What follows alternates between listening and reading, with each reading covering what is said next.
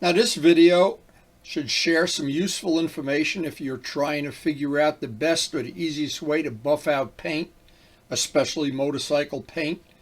I showed several demos and several other people contributed to this video, including Glenn, and we're going to try to share the information of things we learned for buffing out brand new paint, taking scratches out of parts. There's some Ducati parts with some scratches out.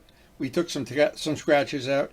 And the main thing is, at the very end of the video, there's about a 5-minute dissertation, and it's actually a chalkboard showing what actually happens when you do buff out paint. It's interesting.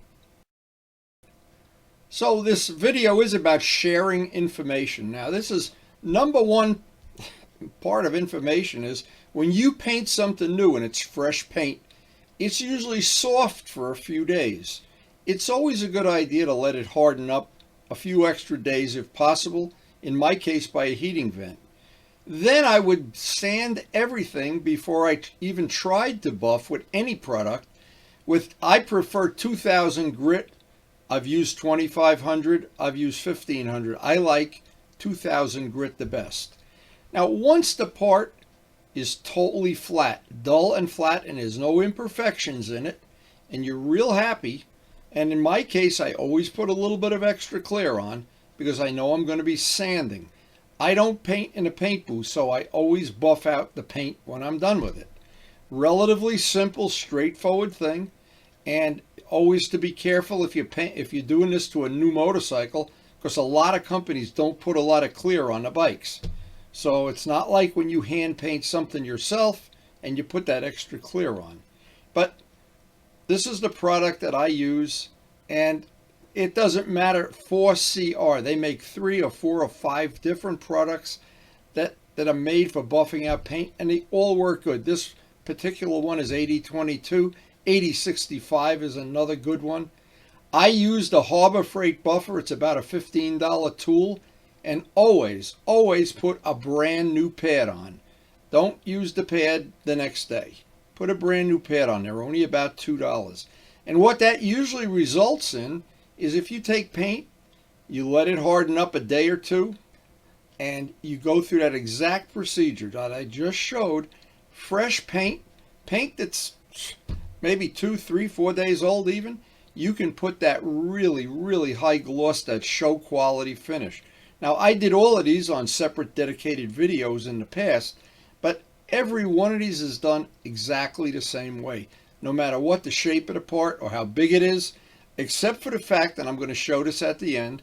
Some of the parts that are smaller and have a lot of angles, we're going to do it a little bit differently, but basically it's the same technology.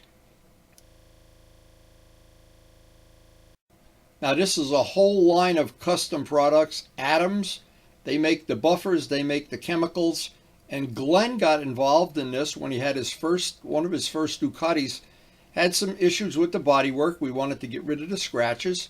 He invested in all this, and he shared the technology of doing it. Turbo Steve was over there that day. In a case like this, you really want to have somebody hold the part. But the Adams products are made that there's separate foam pads that go on the buffers and separate products and rejuvenators that go on all the products. It's a relatively high-end. The results are beautiful, but it's a lot involved because you need a big buffer, number one, and you need the various compounds and the various pads.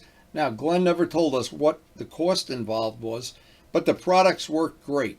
Now, this was one where this part is probably a very expensive part. It's for a Ducati, and it had a scratch in it. And what Glenn did, he did exactly what the Adams things suggest. He started with one pad and one product, switched the pads to a different pad, a different product, did exactly what came on the directions. And if you're going to invest in the Adams system, it's good to do exactly what they say. And a lot of hand labor, back and forth, back and forth, back and forth. But the end result is, at the very end of the job, the scratch was gone.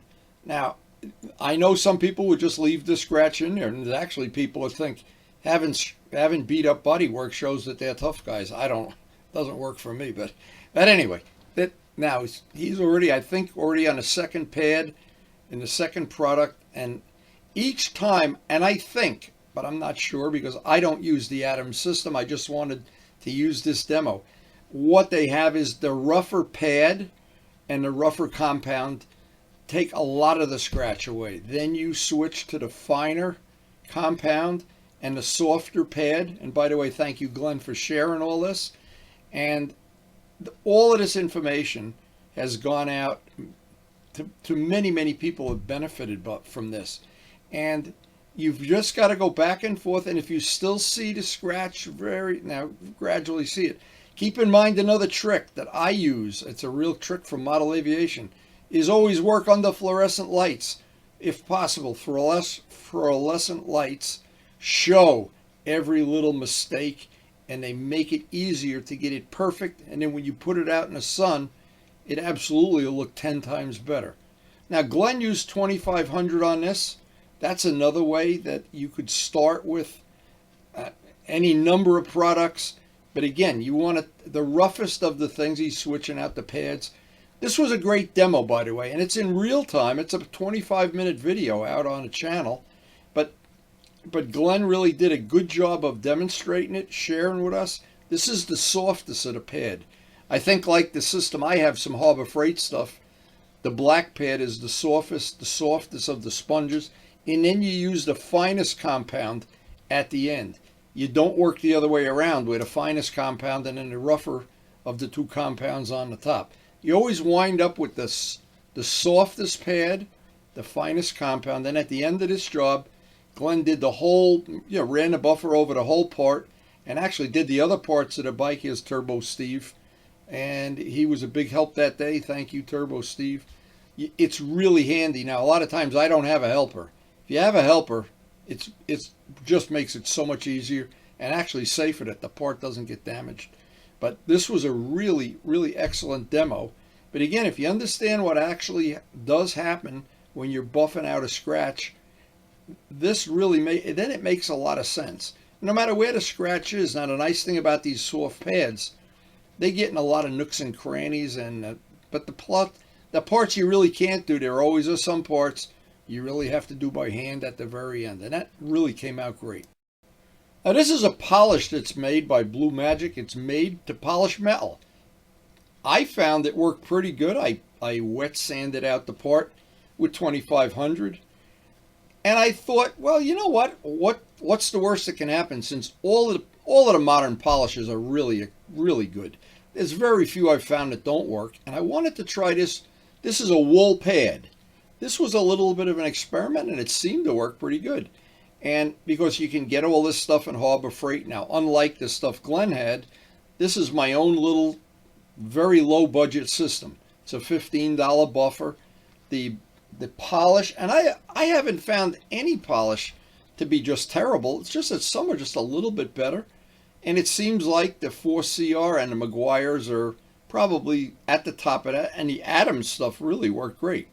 But that is a whole system now, and it's really made for, I think it's made for cars. But my system now, the emphasis is on, you notice the buffer is a lot smaller.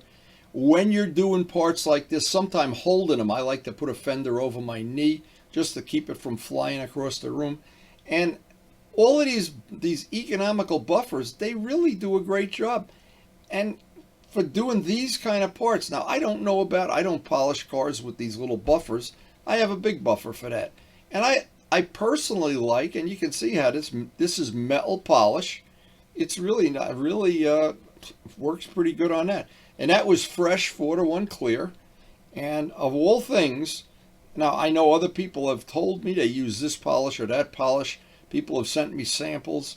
I've gotten to the point where I think they all work.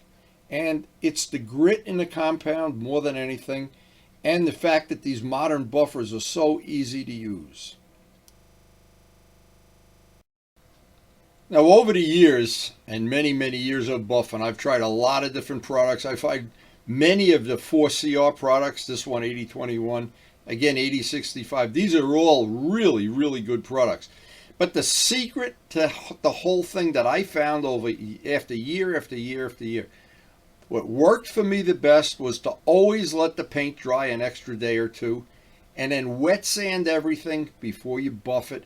Now, a lot of people, and I know people have tried this, and probably it's a lot of work. They skip the step of sanding and just put the buffing wheel on.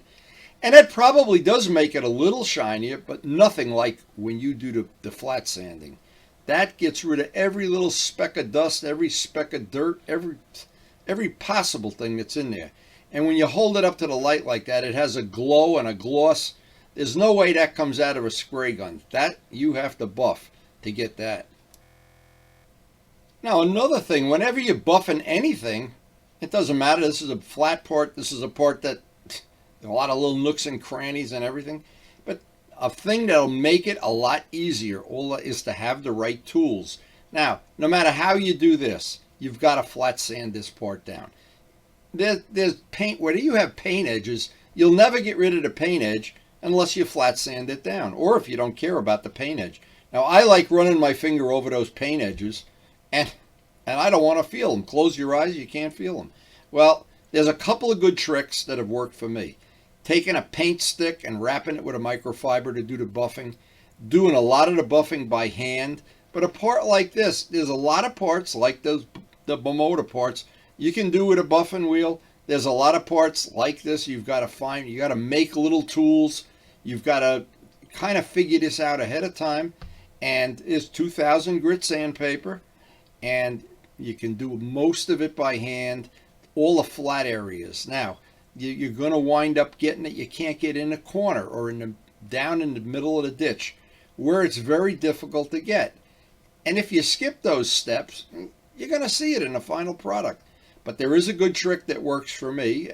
I take a nail file, wrap it with the sandpaper, make sure that the rough part of the nail file is not showing, and that you can use to get right down into the nooks and crannies. And that is one of the I don't know, useful information.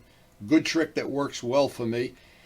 And what it worked on model planes for 30 years. I did that, buffing out planes, and this was just one of the tricks worth its weight in gold. Now, on motorcycles, there's always these parts like this that they're not fairing parts, and you can't not buff them. If you're going to buff one part of the bike, it makes sense. You'd want it all to be that way. And you've got to just pay the price buffing by hand. I don't know about some of the Adams products or the Meguiar's, because I usually use the 4CR line of products when I'm going to be doing hand buffing. And the hand buffing is labor intensive. But eventually, you'll get it. It's the same thing is happening when you use a pad or a wheel or an oscillator or by hand. In this case, here's the final trick. You wrap the microfiber around it, put a little bit of the 4CR on it, lets you get right down into the nooks and crannies and corners and everything, right down in there. Now, those little tips, I try to put on this video some of the basic good quality information that has worked for me. I've been painting things for over 60 years, and I've learned most of what I know. I'm self-taught, and I never went to painting school or anything, and I've been able to help an awful lot of people over my career learn how to paint model planes and learn how to paint motorcycles and other things we've done. But basically now, and a Swirl X is a good thing to finish it up if you have something you want to get rid of the final little the little sanding scratches. But on the end of this video, and it may be boring to some people, but it will impart some useful information so that you understand what actually happens when you buff a product out. And when you take a part like this, whether you do it by machine or by hand, the technology is exactly the same. So I hope you enjoy this short dissertation. No matter what paint you use, if you looked at it under a microscope, it looks like that. So it does have some shine. It absolutely does have some shine. But if the light is reflecting off of this picture, a mountaintop, and if you understand how this works, boy, the rest of it is easy. And by the way, it doesn't matter if it's a polished aluminum or if it's polished paint or jewelry or gold. The same rule applies. Now, what every jeweler in the world, what every painter in the world would like to have is paint that dries flat. The only trouble is it doesn't dry flat. Because what happens is, in my case, I paint outside, there'll be a little speck of dust, there'll be a little fisheye in the paint, there'll be some contamination, a bug flies into it. So that my final paint, and this part we just painted is a perfect example of this. What we're striving to do is with 2500, 3000 grit sandpaper is turn either one of these surfaces into this surface. Now, think about this, because this is exactly the reality of what we're doing. A diamond. Your wife or girlfriend probably has a diamond ring. Well, look at the diamond close. It's cut into facets. Every one of the facets is a flat. So a flat means the light comes down, hits it, bounces off, and it shines. Wow. Well, if you took a diamond in the rough and it's all rough and pebbly, it doesn't shine. It only shines when you make it flat. The reason for that is it's a simple law of physics. Light reflects. So this light coming down hits a mirror. Let's call it a mirror. So what happens is a surface, to make it exaggerated, the more rough it is. And you go, an inexpensive car, like Karen has a Volkswagen Jetta. I had fun one day. She had scratched the car, had a little fender bender. And I tapped it out and everything. I said, you know, just for fun, let me see what I could do here. And I took some 2500 paper, sanded it flat, and buffed it out. Now the problem is the rest of the car looked pretty crappy. Well, and I know Glenn has done the same thing. He had a car that he had buffed the whole car out. Well, now, this is the part that's difficult to understand, but I'm going to try to share it, what I've learned over many, many years. What happens is most people want to take a part that looks like this, and I know this is a crude way of doing it, but it's good, solid information, and they want to buff it. Well, buffing it just means it's a little shinier, but it doesn't have that diamond jewel look where it pops the light right back at you. So if you just buff an unsanded surface, it looks better, but it doesn't look as good as you possibly could make it. The way you make it, the best it can possibly be, is to patiently sand it. In this case today, we're going to sand and buff by hand. You don't even need a machine. All those model planes that I showed were all buffed 100%. I didn't even own a buffer back then because it's too dangerous. You could go through the paint. Those airplanes have a paper thin amount of paint on them. So if you understand what we're striving for, flat, absolutely flat surface. On big flat surfaces, you can do that with a sanding block, but on a part like we're going to be doing, it's very detailed, and you've got to get in corners, and you have to make little tools up. Still, it's very easy to do when you know how to do it, and when somebody shares this. See, the problem is, years ago, especially in the world of model planes, nobody shared anything. Everything was a big trade secret because they all wanted to win these championships and awards and whatever. But nowadays, that's not the case, thanks to YouTube and thanks to all the people that have shared the information. Now, whether it's aluminum, whether it's paint, no matter what it is, remember that word, flat. Remember, diamond. Diamond, flat. When you get it flat, it doesn't have to be shiny. It's got to be flat. Then to make a flat surface shiny, you can do that in a matter of minutes. But if it's like this, it takes forever to get something to shine. So if this is the basic 101 of buffing paint, whether it's old paint, which we just demonstrated, we did, and I want to take this piece out here. This is 35-year-old paint, and we did the demo on that on the Evil Twin project. It doesn't matter, or if it's brand new paint like we're going to do today. It's 2 days old. Flat, you start with something flat, and from that point on, you're on the winning team.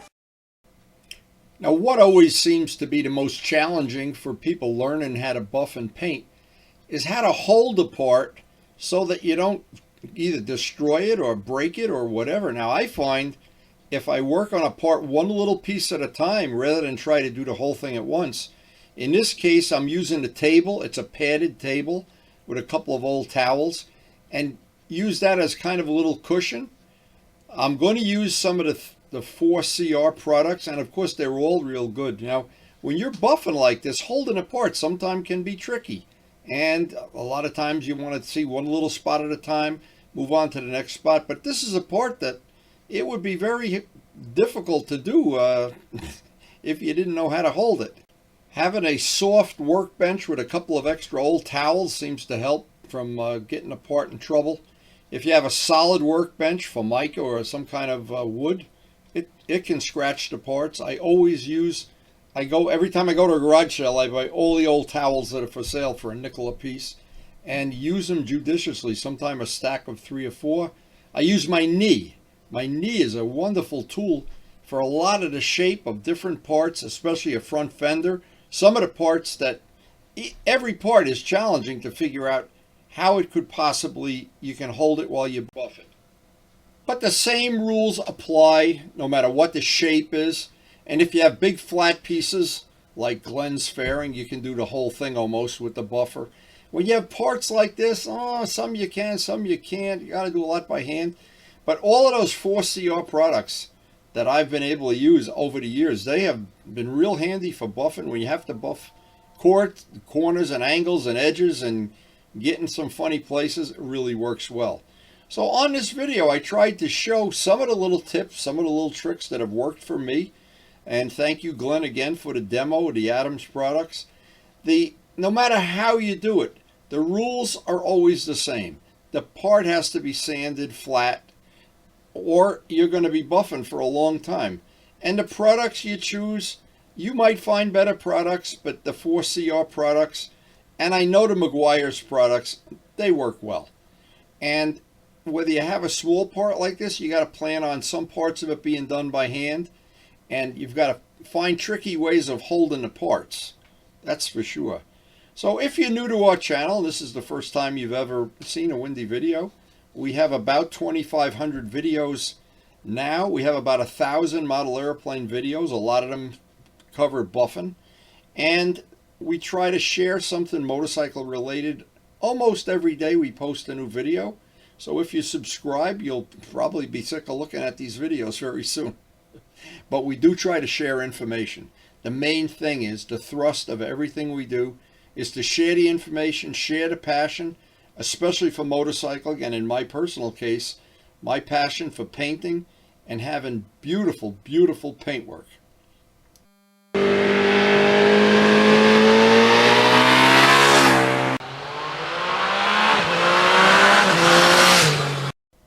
And thanks, guys, one and all. Thanks so much for watching.